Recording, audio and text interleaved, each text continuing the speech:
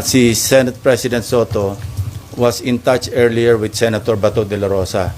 Because sabi ni Senator Bato, meron siyang ipipresenta na magko-corroborate kay Gutesa.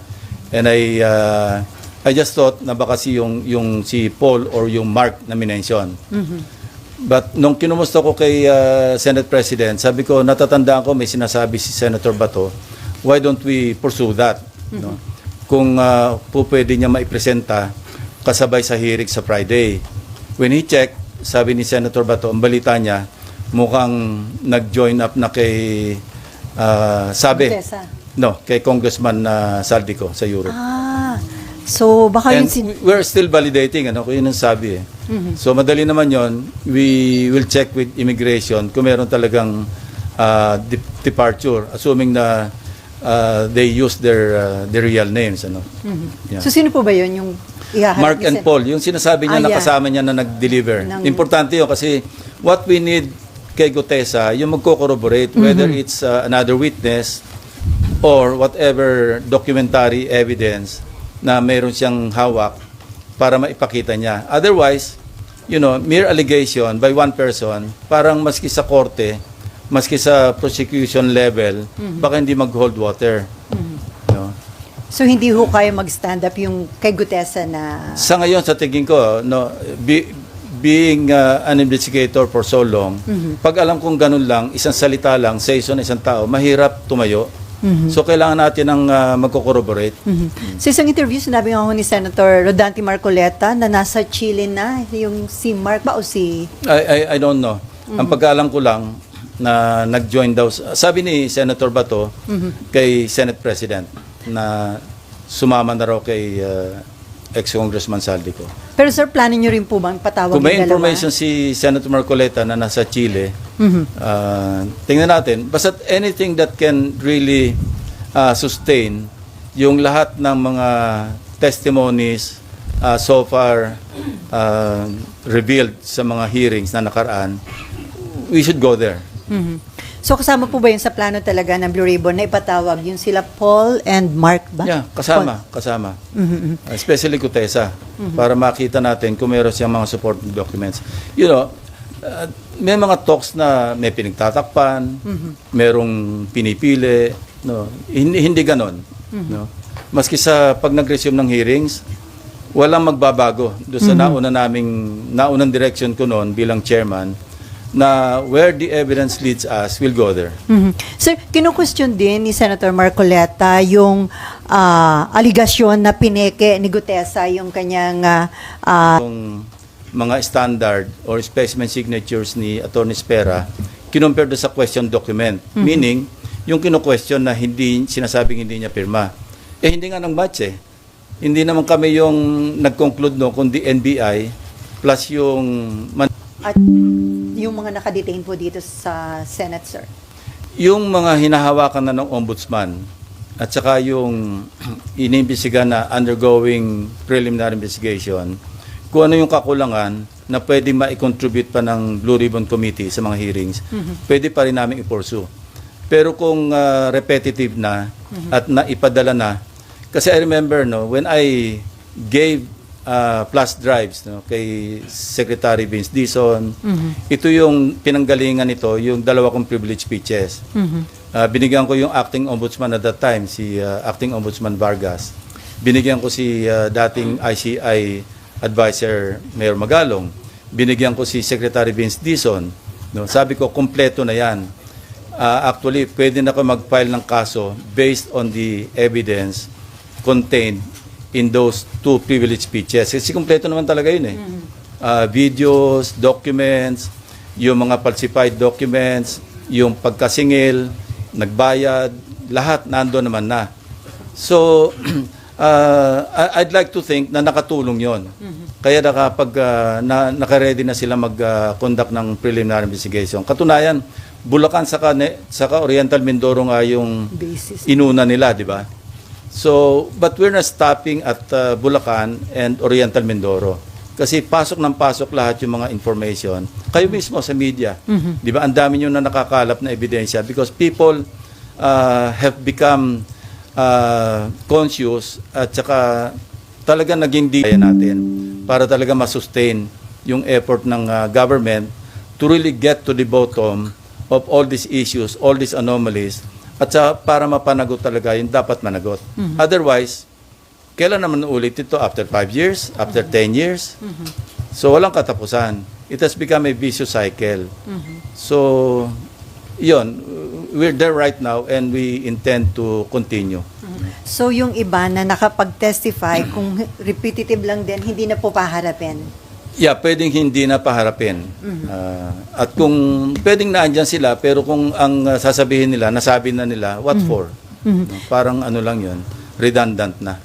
Si Senator Erwin Tulfo, yung Vice Chairman ng Blue Ribbon Committee, nirequest na po ba niya na i-issuehan ng subpoena duces tecum yung ledger na mag-asawang Diskaya? We intend to issue subpoena duces tecum kina Mr. and Mrs. Diskaya para malinaw yung kanyang tinestify na may mga 17 congressmen na nakatanggap ng mga kickback. Importante yon kasi matatahi talaga at mapapalakas yung ebidensya do sa kanyang tinestify.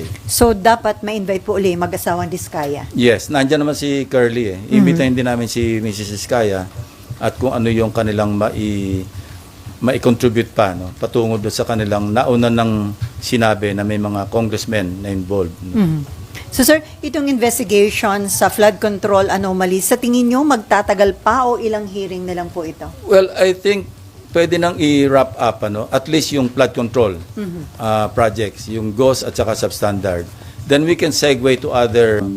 The last time we met with the SP and I think Senator Kiko and Senator Bam, meron kami kausap who offered mga civilian na who offered to help us scrutinize yung budget.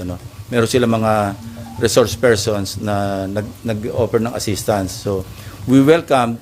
And marami kaming na-discuss doon. Number one, alisin talaga namin yung unprogrammed fund. No?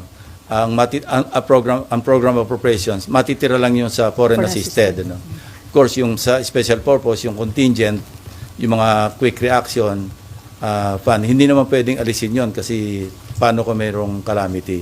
Second, yung full transparency. No? Na-discuss na namin ito and we agreed with the Senate President, Senator Gatchalian, na hanggang sa BICAM, fully transparent. Hindi pa lang niya raw na-figure out how to go about it. But ang initial step is, hindi na pa pwedeng merong alien na papasok do sa disagreeing provisions. We will limit, for easier monitoring pati, we'll just limit ourselves to putting up a matrix o kaya just juxtapose lang yung House version against the Senate version, and we will confine or limit ourselves to synchronize, to reconcile the disagreeing provisions. Hindi na po pwede yung wala naman sa House version, wala naman sa Senate version, papasukan natin ng kung anong version. Wala na yon. Kasi that's the real intent or purpose of the bicameral conference, especially sa budget. Reconcile the disagreeing provisions. So at least along that line, nagkakasundo kami, and that's a good step para talaga maging transparent yung pagpasa natin ng budget all the way to the BICAM, all the way to the enrolled bill. Sir, parang na-miss nyo yung mga budget hearings. So, Yeah. pagdating sa plenary, doon ba kayo babawi? Yeah, kasi na-immobilize nga ako. I was naka-decommission ako for 2 weeks because of my corneal surgery, Kaya, but sabi ko sa mga staff, bawi na lang ako sa plenary. So, we're preparing for the plenary debates and I hope I can still contribute my worth, do sa pagpasa ng budget. Sir, balikan ko lang yung sa hearing. Invited na po ba sa next hearing si former Congressman Saldico and former House Yes. Speaker Martin Romualdez? Although yung kay former speaker, although we will invite him through Speaker Boji D, wala naman talagang direct na pag-implicate sa kanya except yung statement ni Gutesa, but we'll give him the opportunity to respond. But again, observing in the observance of interparliamentary courtesy, course namin invitation sa kanya through the speaker Yung kay Congressman, ex-Congressman Saldico will send the invitation doon sa kanyang established na residence.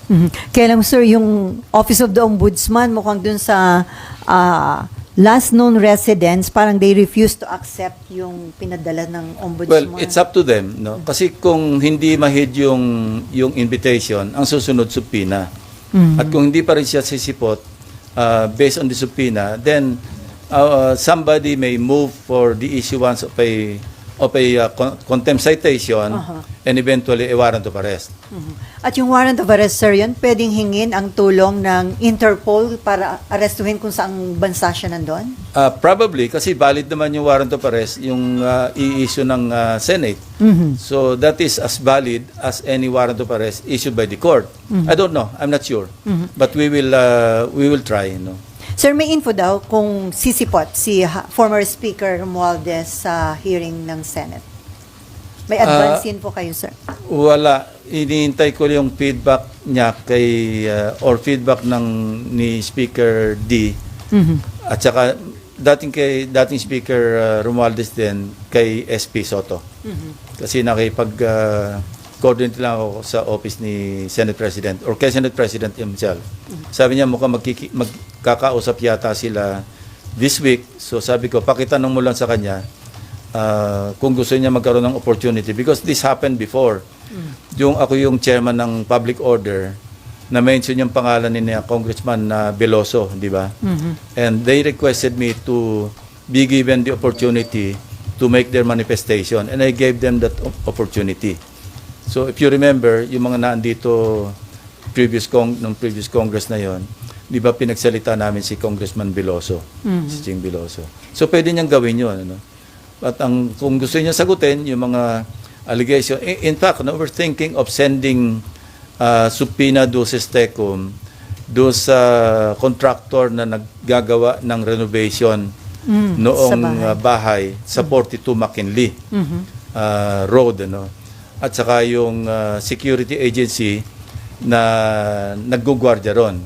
So, kung meron silang logbook, ipapadala namin yung logbook dito to find out if indeed, between the period December 2024 hanggang August 2025, I believe yun yung period na sinasabi ni Gutesa na nagde-deliver sila ng pera doon sa 42 McKinley Road. At kung meron sa logbook na may mga pumasok talaga mga sasakyan, mga vans, or convoy of vehicles, then that's a strong supporting document to buttress yung testimony ni Gutesa, even without Gutesa coming back to testify, I think. Because remember, yung kanyang sinumpang salaysay na naging questionable o forged yung notaryo, that's invalid as far as yung kanyang sinumpang salaysay kung gagamitin ito sa other sa prosecution. But as far as the Blue Ribbon, yung kanyang sinumpang salaysay as read doon sa kanyang sinumpang salaysay na written, valid yun because he was administered this oath and ang presumption is totoo lahat yung sinabi niya sa Blue Ribbon hearing noong September 25.